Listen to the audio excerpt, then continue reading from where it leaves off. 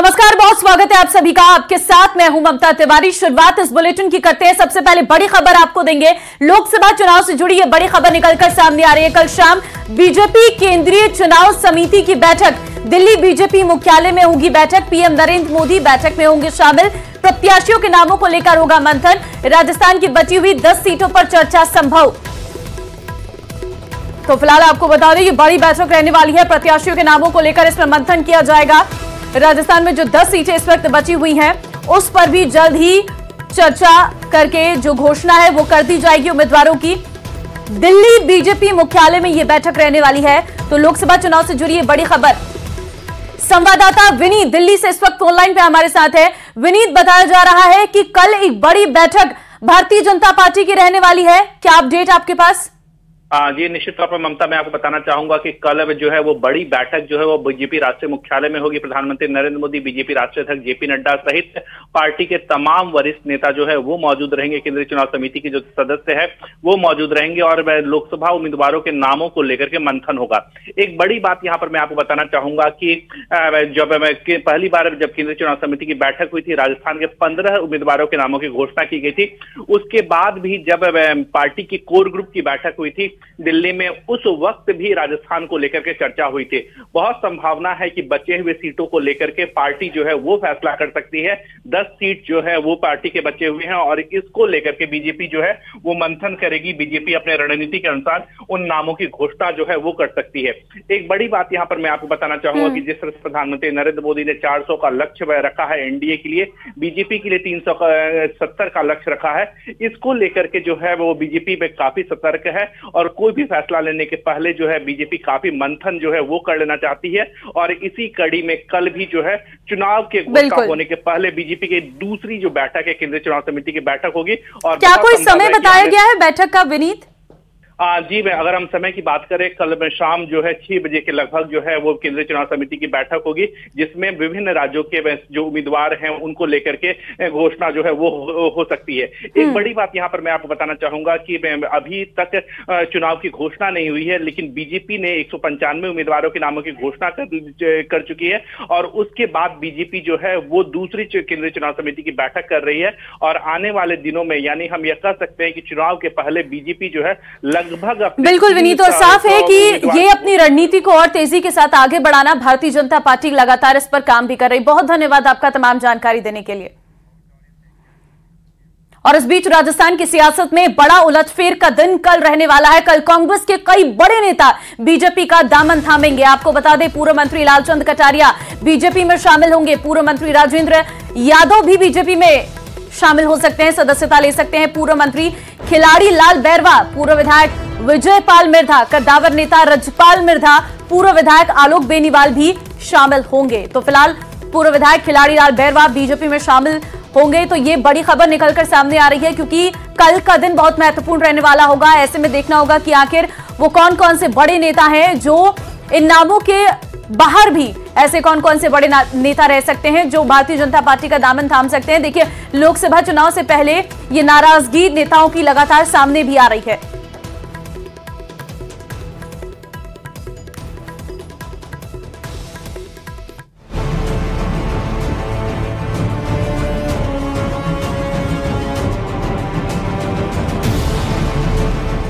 प्रदेश की सियासत में सबसे बड़ा उलटफेर, कांग्रेस नेताओं का बीजेपी में पलायन। लोकसभा चुनाव से पहले कांग्रेस को बड़ा झटका, कई दिग्गज थाम सकते हैं बीजेपी का दामन। रविवार सुबह घड़ी जैसे ही 11 बजाएगी कांग्रेस को बड़ा झटका लग सकता है।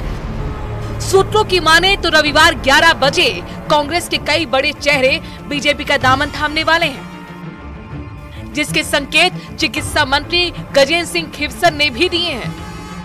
और उनको मालूम है कि कांग्रेस में ना तो यहाँ पर सरकार है ना केंद्र में बनेगी, तो जो आ रहे हैं तो वो बुद्धिजीवी लोग हैं जिनको मालूम है कि भाई सत्ता जो है बीजेपी की रहेगी, दोनों स्टेट में, एक में तो है और सेंटर में भी आएगी। तो जो वो कर रहे हैं तो सोच समझ के अच्छा कदम ले रहे हैं।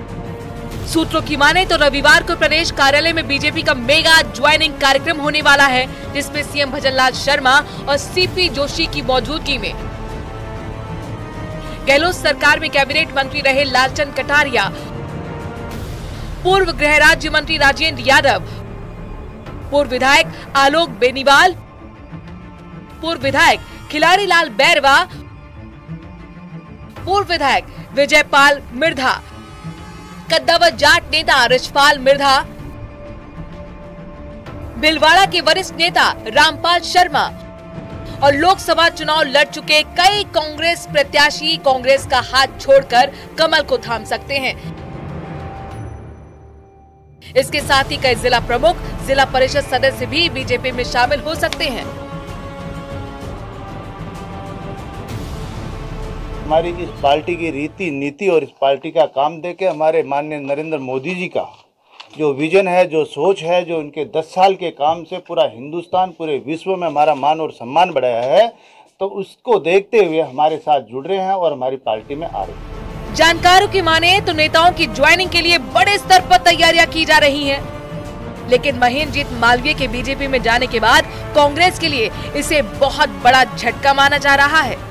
लोकसभा चुनाव से पहले जिस तरीके से भाजपा मिशन 25 को पूरा करने की तैयारी में जुटी है, वहीं कांग्रेस द्वारा अभी तक लोकसभा प्रत्याशी की सूची जारी नहीं करने से कहीं ना कहीं जो कांग्रेस के वरिष्ठ नेता हैं उनमें अब निराशा के भाव सामने आने लगे हैं। लालचंद कटारिया के साथ साथ लगभग 1 दर्जन जो वरिष्ठ कांग्रेसी नेता हैं वो कांग्रेस छोड़कर भाजपा की तरफ आगे बढ़ रहे हैं। देखना है कि लोकसभा चुनाव में कांग्रेस अब इस खामी को किस तरीके से पूरा कर पाती है। कैमरा पर्सन अविनाश शर्मा के साथ राकेश शर्मा, न्यूज़ 18 राजस्थान, जयपुर। मिशन 25 को पूरा करने के लिए बीजेपी कमर कसकर तैयारी में जुटी हुई है। लोकसभा चुनाव को लेकर बीजेपी ने अपनी नई टीम का ऐलान कर दिया है और संभागवार प्रभारी और सह प्रभारियों की घोषणा भी कर दी गई है।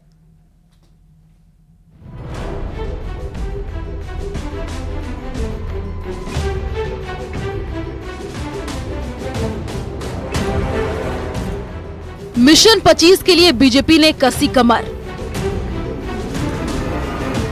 लोकसभा चुनाव के लिए नई टीम का ऐलान।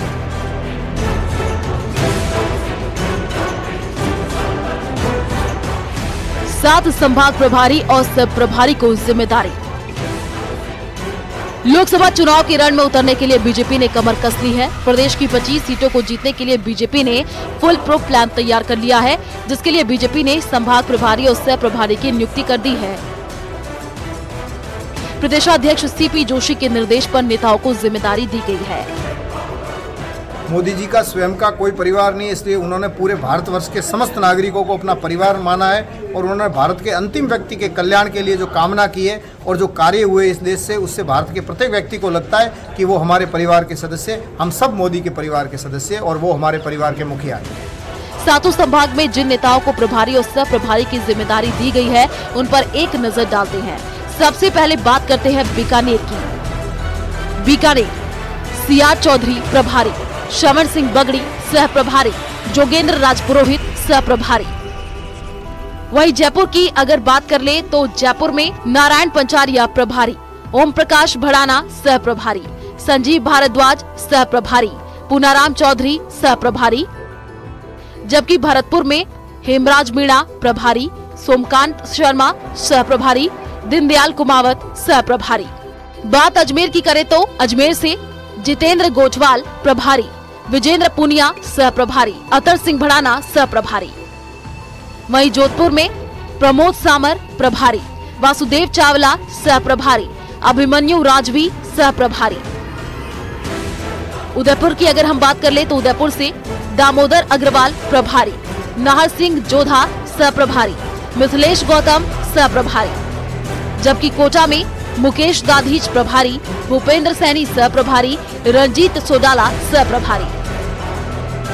सबसे पहले तो मैं भारतीय जनता पार्टी के शीर्ष नेतृत्व को, माननीय मुख्यमंत्री आदरणीय भजनलाल जी, माननीय प्रदेश अध्यक्ष श्री सीपी जोशी जी का हृदय से आभार व्यक्त करूंगा कि भारतीय जनता पार्टी जिस सोच के साथ चलती कि सबका साथ सबका विकास के भाव के तहत मेरे जैसे सामान्य परिवार के एक व्यक्ति को, कार्यकर्ता को इतना महत्वपूर्ण दायित्व दिया है, मैं इसके लिए पार्टी परिवार के शीर्ष नेतृत्व का आभार व्यक्त करता हूं।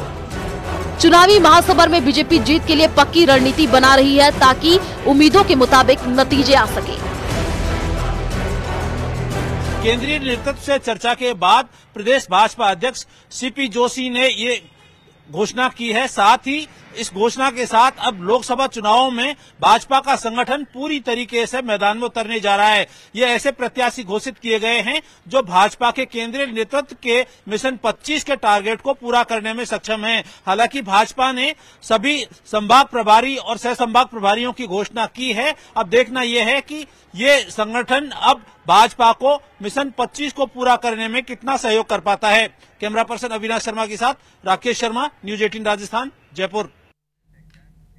राजनीति भी गजब है, जहां कई बार नेताजी ऐसे बयान दे देते हैं जिनकी चर्चा से सियासत शुरू हो जाती है। ऐसा ही एक बयान मंत्री कन्हैयालाल चौधरी ने भी दिया है, सुनिए।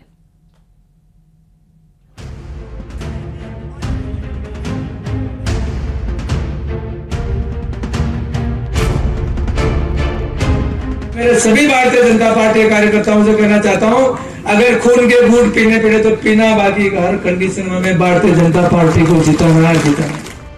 आपको हर हाल में वोट बीजेपी को देना है, इसके लिए खून से घूंट पीने पड़े तो पीना। सुना आपने, ये कैबिनेट मंत्री कन्हैयालाल चौधरी हैं, जो कार्यकर्ताओं को हर हाल में बीजेपी के लिए वोट करवाने का फॉर्मूला दे रही हैं। नेताजी यही नहीं रुके, उन्होंने तो ये तक कह दिया कि अगर बीजेपी को वोट नहीं दिया तो आने वाली पीढ़ियां हमें माफ नहीं करेगी। अब आप मंत्री जी का ये पूरा बयान सुनिए। मेरे सभी भारतीय जनता पार्टी के कार्यकर्ताओं से कहना चाहता हूं, अगर खून के घूंट पीने पड़े तो पीना, बाकी हर कंडीशन में भारतीय जनता पार्टी को जिताना है। तो आने वाली हमारी पीढ़ी हमें माफ नहीं करेगी। हालांकि मौका तो 310 करोड़ की सूरजपुरा सांभर मुख्य ट्रांसमिशन परियोजना के शिलान्यास का था, लेकिन चर्चा पूरी तरह से चुनावी रही। मंत्री कन्हैयालाल चौधरी कार्यकर्ताओं में जोश भर रहे थे, लेकिन उनका ये बयान अब चर्चा में आ गया है, क्योंकि टारगेट इस बार हर हाल में बीजेपी को वोट दिलाने का है और उसके लिए कुछ भी करना पड़े। समझे आप, वही जो मंत्री कन्हैयालाल चौधरी कह रहे हैं। 539 गाँव के 2.25 लाख से ज्यादा लोगों को पानी पहुंचाने का काम किया जाएगा। न्यूज 18 राजस्थान, दौलत पारिक, टोंक। अजमेर में लोकसभा चुनाव के मद्देनजर बीजेपी कोर कमेटी और चुनाव प्रबंध समिति की बैठक हुई, जिसमें प्रदेश के नाम पर मंथन हुआ। बैठक में डिप्टी सीएम प्रेमचंद बैरवा के अलावा प्रदेश संगठन सह प्रभारी, प्रदेश महामंत्री ओम प्रकाश भड़ाना समेत कई पदाधिकारी मौजूद थे।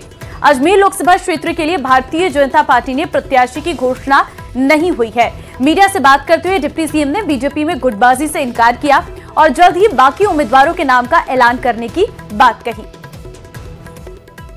जनता पार्टी में जिसको जो दायित्व मिलता है उस दायित्व को निभाते हैं और अलग अलग हमारे में कोई छोटा न बड़ा जो काम करते हैं भारतीय जनता पार्टी में उसको दायित्व देकर वो काम करवाया जाता है। उस काम की व्यवस्थाओं को संभालने के लिए आज ये बैठक का आयोजन किया। ऐसा है, भारतीय जनता पार्टी जो सबसे पहले हमारे जो उम्मीदवार डिक्लेयर करती है, आपके सामने 15 डिक्लेयर हो गए और निश्चित रूप से जल्दी ही हमारे 10 से और कैंडिडेट है, निश्चित रूप से जल्दी आपको सूचना मिल जाएगी। तो वहीं एक दिन के दौरे पर भीलवाड़ा पहुंचे कैबिनेट मंत्री सुरेंद्र सिंह रावत का बीजेपी पदाधिकारियों की तरफ से जोरदार स्वागत किया गया। इस दौरान कैबिनेट मंत्री सुरेंद्र सिंह रावत ने जनता से बीजेपी को वोट करने की अपील की। मंत्री सुरेंद्र सिंह ने कहा कि चुनाव की तारीखों के ऐलान से पहले ही लोगों में मतदान को लेकर उत्साह है। कांग्रेस पर हमला बोलते हुए कहा कि सुरेंद्र सिंह रावत ने कहा कि कांग्रेस के पास न तो कोई उम्मीदवार है, न विजन है और न ही जनाधार है।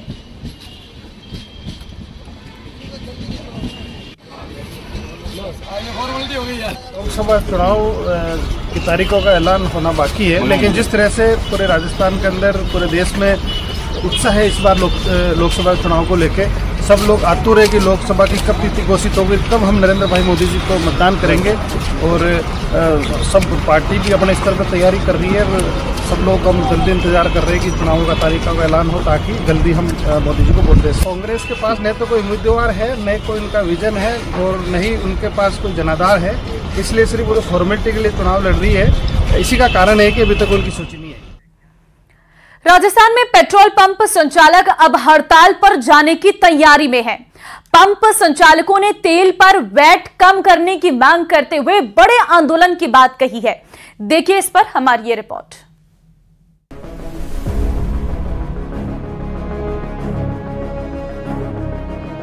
चुनाव से पहले और चुनाव के बाद राजस्थान में पेट्रोल डीजल की कीमत का मुद्दा हमेशा हावी रहा है। अन्य राज्यों से महंगा होने के चलते पंप संचालक काफी नुकसान भी उठा रहे हैं। हालांकि सभी राजनीतिक पार्टियों ने मरुधरा की जनता से भी तेल की कीमत कम करने का वादा किया था, लेकिन समय बीतता गया और मुद्दा धुंधला पड़ गया। लेकिन अब राजस्थान पेट्रोलियम डीलर्स एसोसिएशन ने प्रदेश व्यापी हड़ताल की घोषणा कर दी है।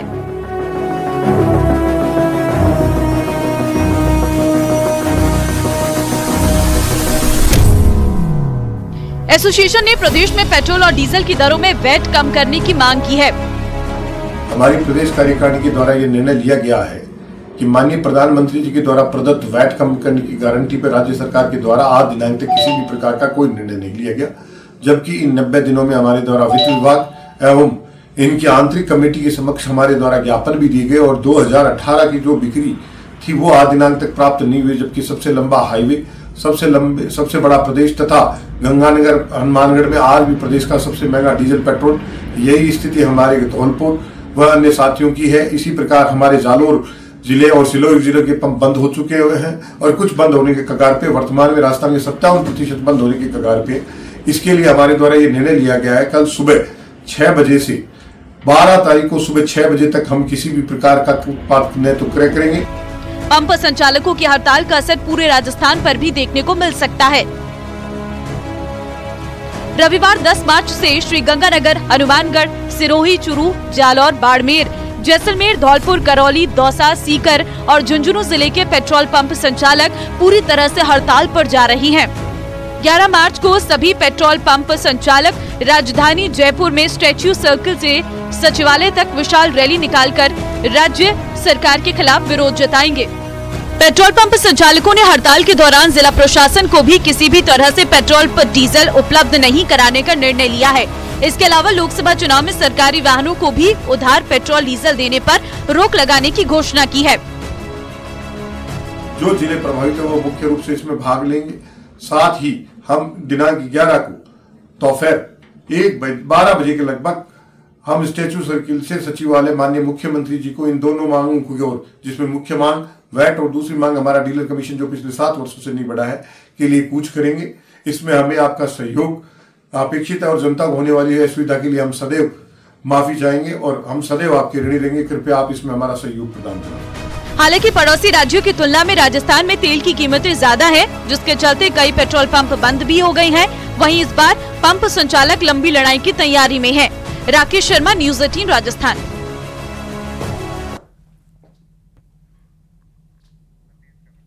तो देखिए, पेट्रोल डीजल पर वैट कम करने की मांग लगातार की जा रही है और डीलर कमीशन में बढ़ोतरी की भी मांग की जा रही है। ऐसे में कल से हड़ताल पर पंप संचालक रहने वाले हैं। कल आप पेट्रोल नहीं भरवा सकेंगे अपनी गाड़ी में और जिसके चलते आज राजस्थान के सभी पेट्रोल पंप में भारी भीड़ देखने को मिली थी। लोग अपनी गाड़ियों में पेट्रोल भरवाते हुए नजर आए थे।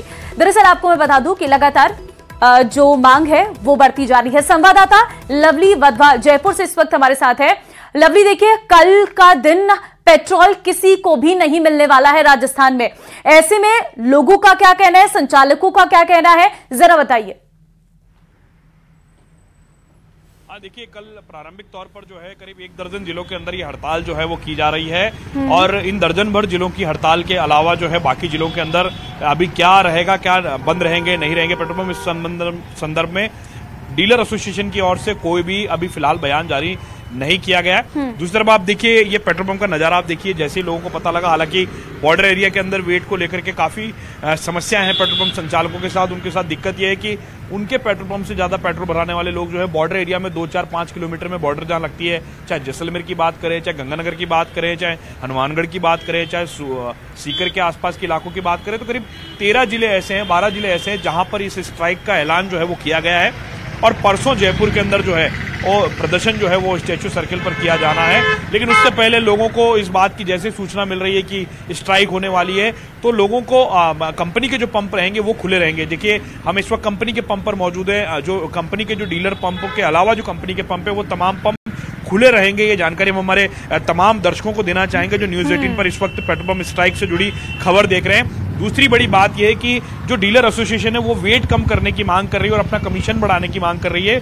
लंबे समय से ये मांग डिमांड जो है वो राजस्थान की सरकार, जो पूर्व की अशोक गहलोत सरकार थी, उनके सामने रखी गई। अब राजस्थान की जो भजनलाल सरकार है उनके सामने रखी गई। लेकिन वेट को लेकर के, वेट कम करने को लेकर के कोई भी प्रावधान अब तक नहीं किया गया। पड़ोसी राज्य मध्य प्रदेश की बात करें, गुजरात की बात करें, वहां पर हरियाणा की बात करें, दिल्ली की बात करें, वहां पर काफी कम दाम है। जो भी दिल्ली की ओर जाता है तो वो जयपुर से पेट्रोल भराने के बजाय दिल्ली में पेट्रोल लेना या हरियाणा बॉर्डर पर पेट्रोल लेना ज्यादा उचित समझता है, क्योंकि और ये लंबे समय से मांग है लंबी, ये अभी की नहीं है, बहुत समय से विरोध भी इसमें देखने को मिला था और इसी के चलते कहीं ना कहीं राजस्थान में नुकसान में भी देखने को मिल रहा था। कपिल भी इस वक्त हमारे साथ है उदयपुर से।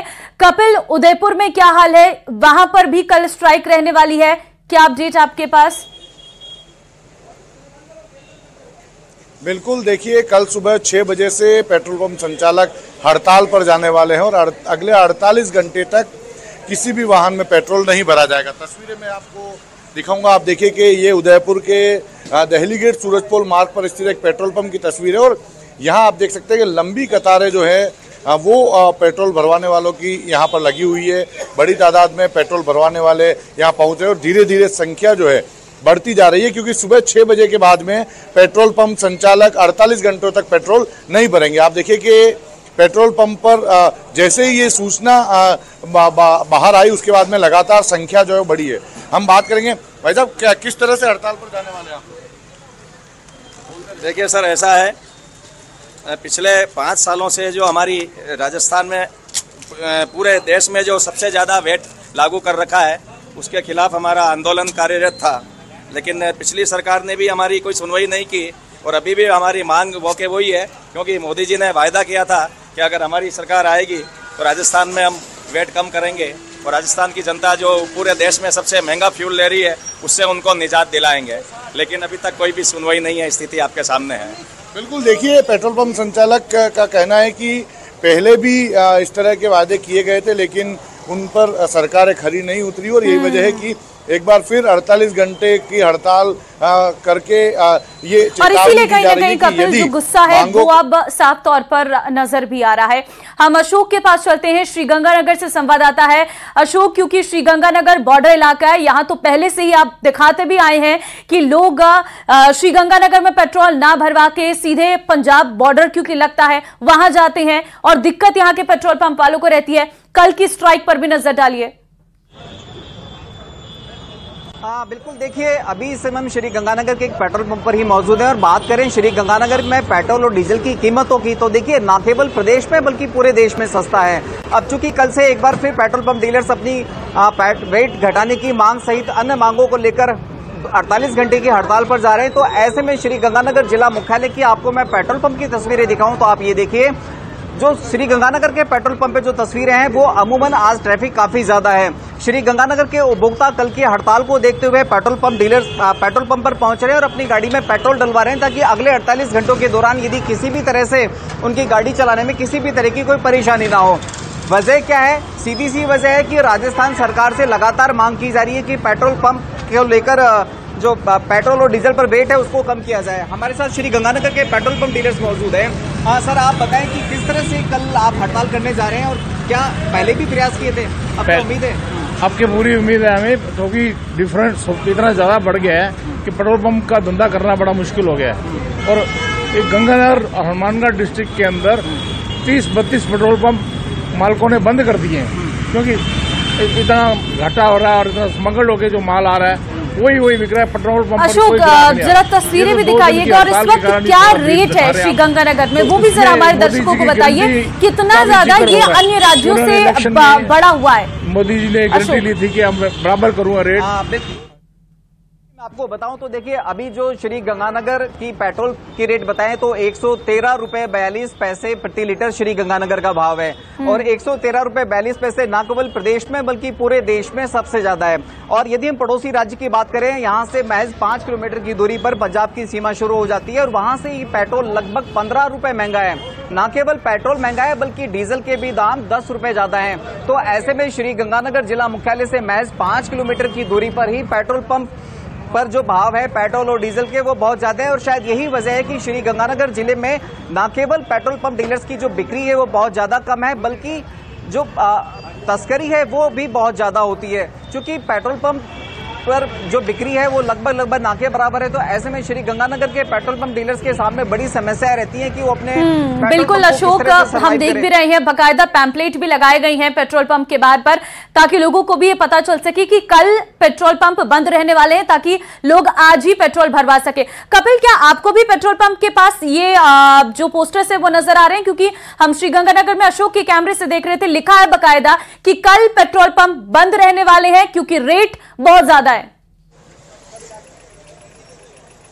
बिल्कुल, देखिए तस्वीरें मैं दिखाऊंगा, आप देखिए कि ये इस तरह के पैम्पलेट्स हर जगह लगाए गए हैं जिसमें पेट्रोल पंप बंद होने की जानकारी दी गई है। 10 मार्च 2024 प्रातः 6 बजे से बंद रहेंगे। हालांकि इसमें अनिश्चितकालीन बंद का आह्वान किया गया, लेकिन जानकारी के अनुसार ये बंद जो है वो 12 मार्च को सुबह 6 बजे तक रहेगा। अब देखिए उदयपुर में पेट्रोल 109 रुपए 29 पैसे।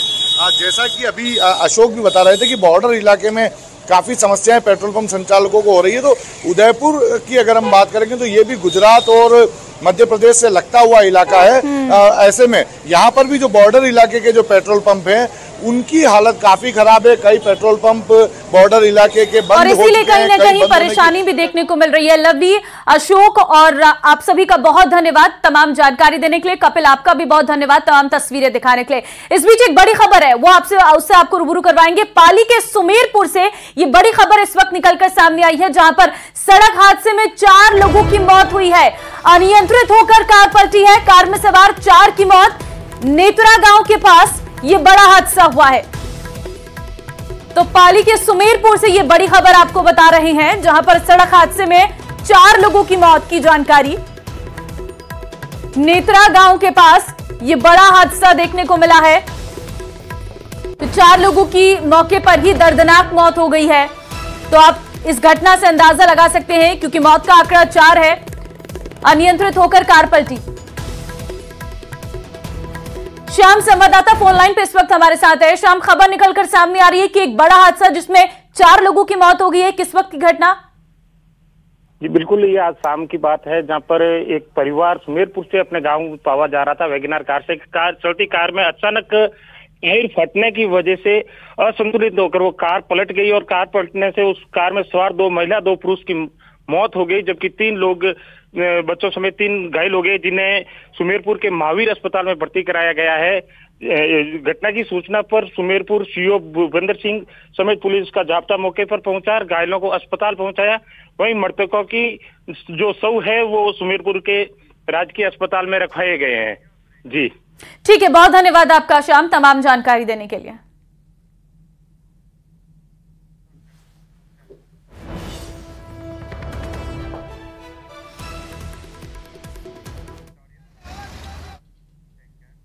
और चलिए यहां वक्त एक छोटे से ब्रेक का है, फौरन हाजिर होते हैं।